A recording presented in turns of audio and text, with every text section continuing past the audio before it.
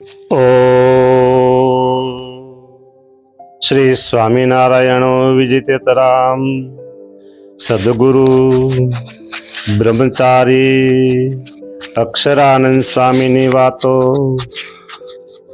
ગઢપુરની લીલા અંતર્ગત ગઢપુરની લીલા વાર્તા 1। શ્રી સ્વામિનારાયણ દેવ સત્ય છે, શ્રી ગોપીનાથજી મહારાજ સત્ય છે, શ્રી હરિકૃષ્ણ મહારાજ સત્ય છે। શ્રી ગઢપુરને વિશે શ્રીજી મહારાજે કરેલી લીલા તથા દિવ્ય ચરિત્ર તથા જે ભક્તજનો જે સંકલ્પ કરીને આવેલા તે સિદ્ધ કરેલા તેનું દિવ્ય સંક્ષિપ્ત। એક સમયે શ્રીજી મહારાજે ગઢપુરમાં વસંત પંચમીનો સમયો કર્યો અને સંત હરિભક્તો સાથે રંગે રમી લાભ લીધો। પછી શ્રીજી મહારાજ ઉત્તરાદા બારના ઓરડાની ઓસરીએ પધારી ચાકડા ઉપર વિરાજમાન થયા હતા। તે સમયે ગોપાળાનંદ સ્વામીના મનમાં સંકલ્પ થયો, જે સૌ સંતે મહારાજ સાથે રંગ રમી લાભ લીધો, પણ મારાથી લાભ લેવાનો નહીં। પછી રંગનું તપેલું ભર્યું હતું, તેમાંથી એક પિચકારી ભરીને પોતે મહારાજ પાછળ ઊભા રહ્યા અને મહારાજની છાતીમાં પિચકારી નાખું તો અપરાધ થાય એમ વિચાર કર્યો। પછી મહારાજ વાંસામાં પિચકારી નાખી મહારાજના વાંસામાં પિચકારી નાખી તે જોઈ મહારાજે પાછું વાળી જોયું, એટલે ગોપાળાનંદ સ્વામી હાથમાં પિચકારી લઈ બેઠા હતા।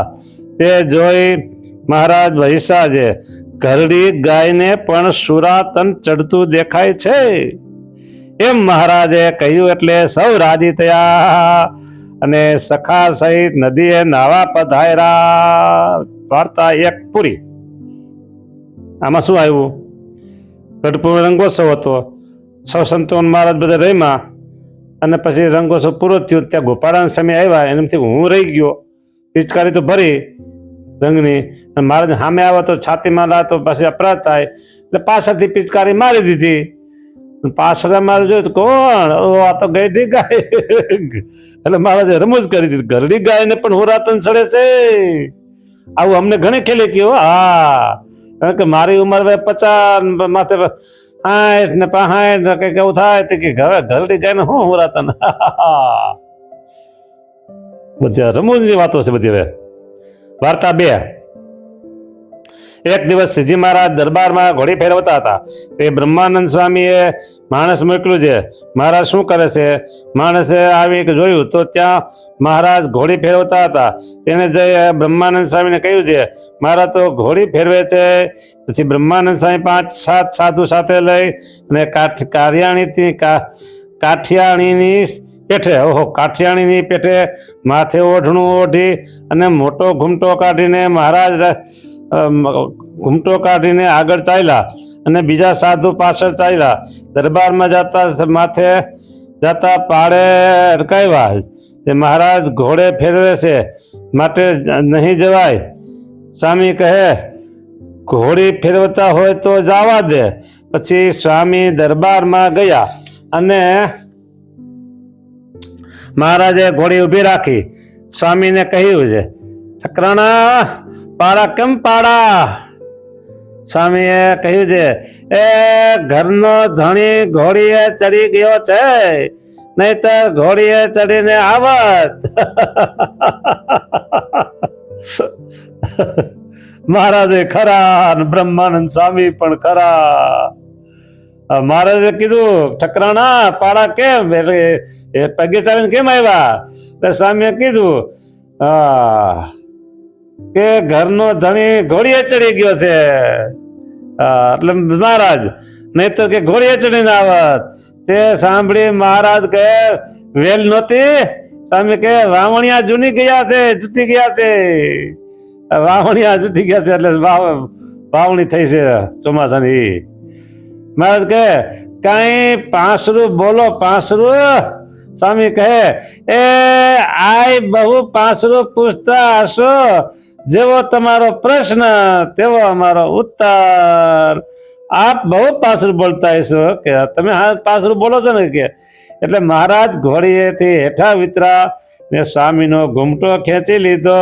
તે પછી અક્ષરોળીએ પધાર્યા. ગજબની વાતો આવશે, હવે દાંત જ કાઢવાના છે. એક દિવસ મહારાજે મોટી બાને કહ્યું છે, ત્રીજી વાર્તા હવે, અમારે કાઠીને જમાડવા છે, માટે બિરંજની રસોઈ કરો. પછી બિરંજની રસોઈ કરાવી અને દરબારમાં ચોક વચ્ચે ઢોલિયા નખાવ્યા અને એક એક ઢોલિયા ઉપર 4 જણને બેસાડ્યા અને વચ્ચે બિરંજ તથા શાક વગેરેના મોટા તાસ ભરીને મૂક્યા અને એક ઢોલિયા ઉપર શ્રીજી મહારાજ થાળ જમવા બેઠા અને કાઠીઓને મહારાજે આજ્ઞા કરી, જેથી સૌ કાઠી જમવા માંડ્યા. અને જે ઢોલિયા ઉપર મહારાજ જમતા હતા ત્યાં શેષજી મહારાજની પ્રસાદી લેવા માટે આવ્યા. તે ઢોલિયા ઉપર પોતાનું મોઢું ઊંચું કરીને બેઠા. તે સમયે મહારાજે જમીને એક ગ્રાસ બિરંજ શેષજીના મોઢામાં નાખ્યો અને જળ પીને શેષજીના મોઢામાં જળ રેડ્યું. તે સમયે કાઠી ખાવું પડ્યું મેલી નાગને જોવા માંડ્યા.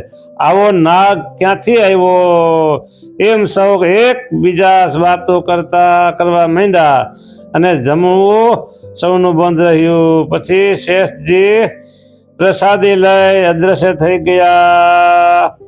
તે જોઈ કાઠી સૌ મહારાજને પૂછતા અવાજ પૂછવા લાગ્યા છે, મહારાજ આ કોણ હતું? મહારાજ કહે, શેઠજી અમારી પ્રસાદી લેવા આવ્યા હતા.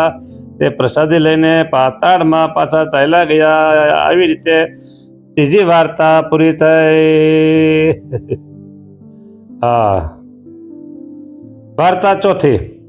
એક વખત શ્રીજી મહારાજ દરબારમાં સાંજને સમયે કથા કરાવતા હતા. તે સમયે બાજરાના ડુંડા સૌ પાસે મહારાજ વીણાવતા હતા. તે સમયે મહારાજ બોલ્યા છે, અમારે લક્ષ્મીવાડીએ જવું છે. તે સાંભળી રતનભાઈ તથા મિયાજીભાઈ વાડીએ જઈ મહારાજની બેઠક કરી આવ્યા. પછી મહારાજની ઘોડી લાવ્યા એટલે મહારાજ સવાર થઈ વાડીએ પધાર્યા. તે ભેળા સંત તથા પાર્ષદ તથા હરિજન સૌ મહારાજ ભેળા વાડીએ ગયા અને પછી અહીંયા ડુંડા તથા બાજરાની કડબ બધું પડ્યું મેલી સૌ ગયા. પછી મહારાજ વાડીએ સભા કરીને બેડ બોલ્યા છે, ઘરના ધણી અહીંયા નહીં હોય. તે સાંભળી સુરા ખાતર બોલ્યા છે, મહારાજ ઘરનો ધણી કોણ? મહારાજ કહે, તપાસી જુઓ. એટલે રતનજી તથા મિયાજી બંને જણને સભામાં ભાડ્યા નહીં ને પછી બંને જણે દરબારમાં આવી ડુંડા તથા કડપ ઢોકા પાડી સૌને ઠેકાણે નાખ્યા અને દરબાર વાળી સાફ કરી પાથરા અને મહારાજનો ઢોલિયો તથા ગાદી તકિયો ખંખેરી પાથરી મૂક્યો. પછી મહારાજ વાડીએથી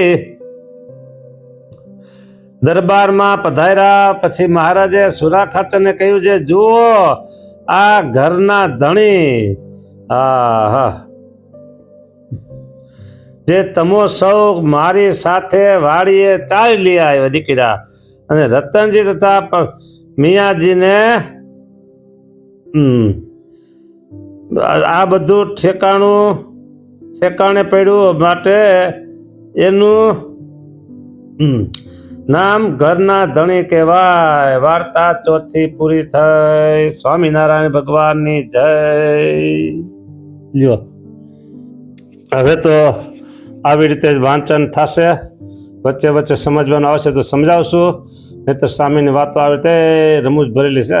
સરસ એમાં ઘણું બધું જ્ઞાન મળશે. રમૂજ મળશે, જ્ઞાન મળશે, લીલા આવશે, ઉપદેશ ને બધું છે ઘણું બધું. જય સ્વામિનારાયણ. આ વાતો 10 પૂરી થઈ ગઈ. 10 મિનિટ પૂરી થઈ ગઈ. ના વાત પેલી આજે 3 કથા છે એટલે આ વાત ટૂંકી રાખી છે.